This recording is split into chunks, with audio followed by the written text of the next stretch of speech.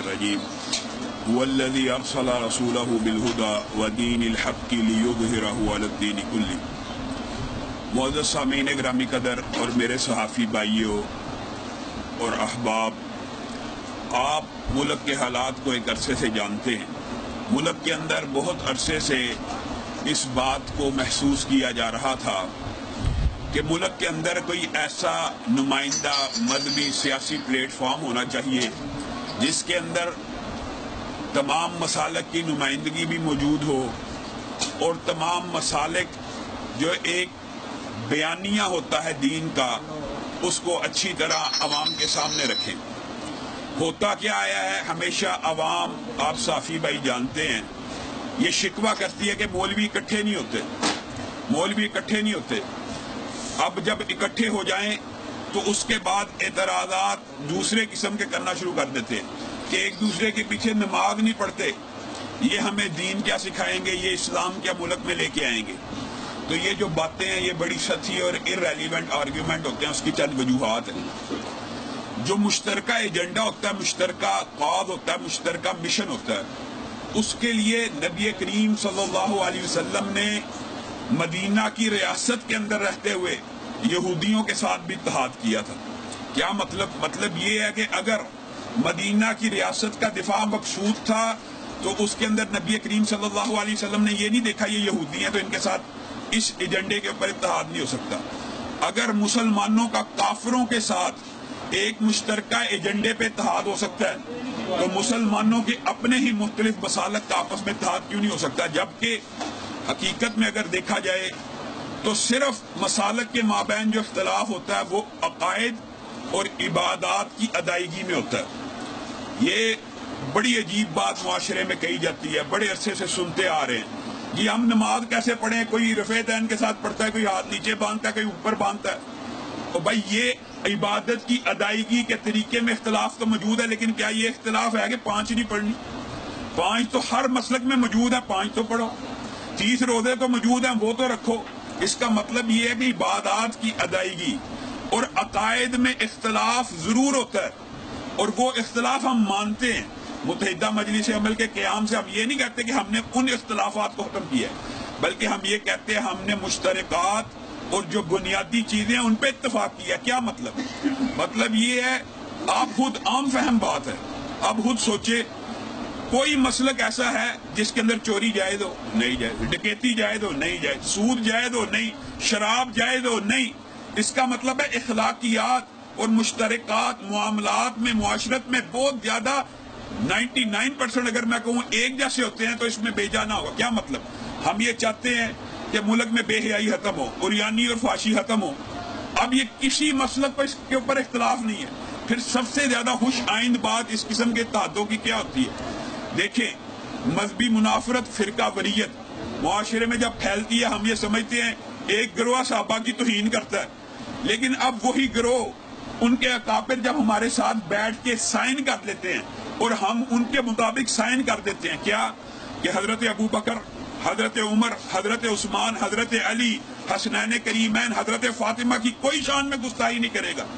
جب سب یہ دیکھیں، اس کو کہتے ہیں مشترکات، جب انہوں نے بھی اس بات کے اوپر دستخط کیے تو یہ بات خوش آئند ہے، اس بات پہ خوش ہونا چاہیے کہ یہ بات نیگیٹو ہے۔ عمومی طور پہ مجلس عمل کے بارے میں معاشرے میں بڑا نیگیٹو پراپوگنڈا کیا جاتا ہے۔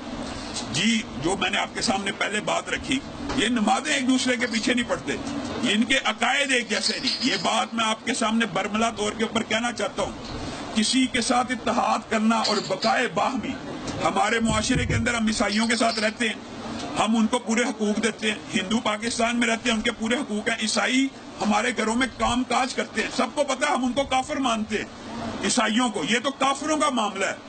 لیکن بقائے باہمی کے تحت کسی نے آج تک یہ بات کی ہے کہ عیسائی کو قتل کر دو؟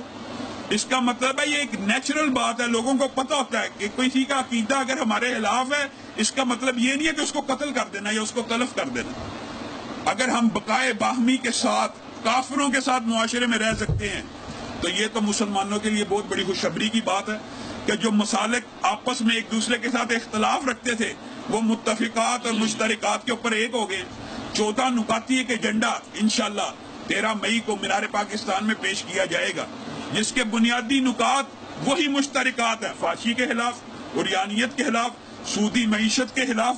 یہ وہ چیزیں ہیں جو ہر مسلک میں، میں نے آپ کو پہلے بھی کہا، کون سا مسلک ایسا چاہتا ہے کہ معاشرے میں چوری ہو، ڈکیتی ہو، زنا ہو؟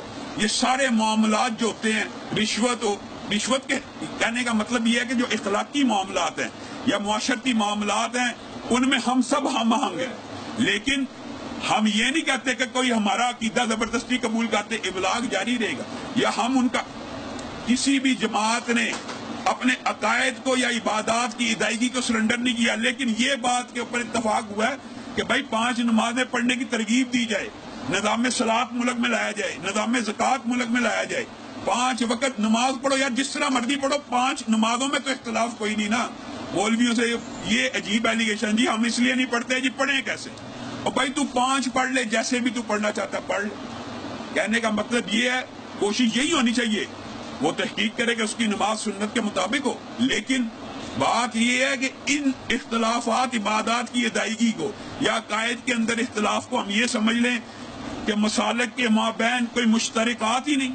میں کہتا ہوں 90% معاملات جو دنیا کے ساتھ تعلق رکھتے ہوں گے، تجارت کے معاملات ہوں، نکاح بیاہ کے معاملات ہو، شادی بیاہ کی رسومات ہو، لباس ہو، کوئی مسلک گندا فحش لباس عورت کو پہننے کی اجازت نہیں دیتا، بے حیائی اور یانیت کی اجازت نہیں دیتا، کوئی مسلک ہندوانہ رسموں کو پروموٹ نہیں کرتا، کوئی مسلک یہ نہیں چاہتا کہ معاشرے کے اندر سود کا لین دین ہو، مال غصب ہو، رشوت ہو۔ تو یہ الحمدللہ وہ مشترکات ہیں جن کو ہم نے عوام کے سامنے رکھا ہے، پیش کیا ہے، اور انہی ایجنڈے کے اوپر، انہی نکات کے اوپر انشاءاللہ متحدہ مجلس عمل ملک بھر سے الیکشن لڑے گی اور بھرپور طریقے سے لڑے گی۔ اور یہ بات معاشرے میں عام طور پہ پھیلائی جاتی ہے۔ اب وہاں پہ تحریک انصاف ہے، مثال دے رہا ہوں، خیبر پختونخوا میں، وہاں پہ یہ بات پھیلائی جا رہی ہے کہ یہ جی نون لیگ نے مجلس عمل کھڑی کی ہے، حالانکہ اگر الٹ دیکھے پنجاب کے اندر سب سے زیادہ نقصان نون لیگ کو ہے متحدہ مجلس عمل کا۔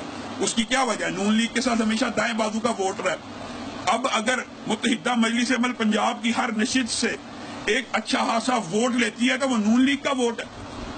اس لیے یہ ایلیگیشن، یہ پروپوگنڈا سراسر جھوٹ ہے کہ اس کو نون لیگ نے کھڑا کیا یا پی ٹی آئی، کوئی بندہ سوچے کہ اس کو پی ٹی آئی نے کھڑا کیا۔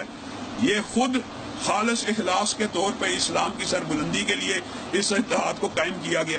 اور ایک اور اعتراض جو کیا جاتا ہے وہ بیان کر کے اپنی بات کو ختم کروں گا۔ کیا یہ جی مولوی ہر 5 سال بعد اقتدار کے لیے اکٹھے ہو جاتے ہیں؟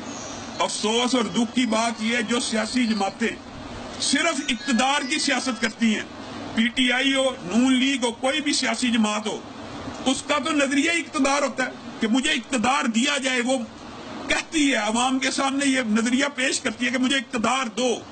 وہ لڑتے ہی اقتدار کے لیے ہیں، جبکہ ہم جیسے جو ممبر و محراب کے وارث لوگ ہیں، اللہ کے فضل و کرم سے، یہ بات میں بڑی دیانت سے آپ کے سامنے رکھنا چاہتا ہوں، ہم یہ سمجھتے ہیں کہ ممبر رسول کی جو عظمت ہے، M N A M P اس کی عظمت کا مقابلہ نہیں کر سکتا، لیکن ہم صرف اور صرف آپ کے لیے اور اسلام کے لیے جب نکلتے ہیں، لوگ کہتے ہیں یار یہ اسلام بیچ رہے ہیں، یہ اقتدار کے لیے نکلے ہیں۔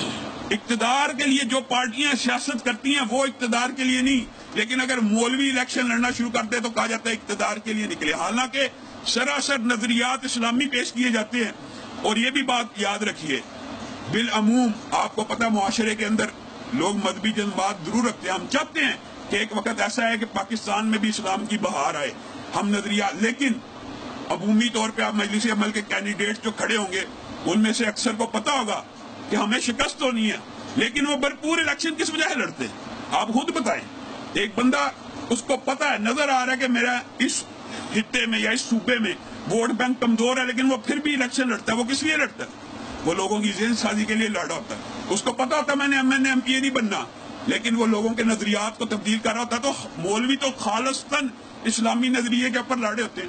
اور پھر جو یہ لوگ اعتراض کرتے ہیں نا، ان کو یہ بھی سوچنا چاہیے، اگر مولوی اسلام بیچتا ہے اور دین بیچتا ہے، نعوذ باللہ، ہم تو دین بیچنے والوں کے اوپر لعنت بیچتے ہیں، لیکن اگر کوئی دین بیچتا ہے تو جتنا گنہگار وہ ہے اتنا ہی گنہگار دین کو خریدنے والا بھی ہے۔ یہ عجیب فلسفہ، دین بیچ رہا ہے تو جو خرید رہا ہے اس کے اوپر کوئی ایلیگیشن نہیں۔ میں امید کرتا ہوں کہ مجلس عمل کے نقطۂ نظر کے حوالے سے آپ لوگوں تک جو بات پہنچی ہوگی اس حوالے سے اگر آپ کے ذہن میں کوئی اشکال ہو تو میں حاضر ہوں، اس کا میں جواب دے سکتا ہوں۔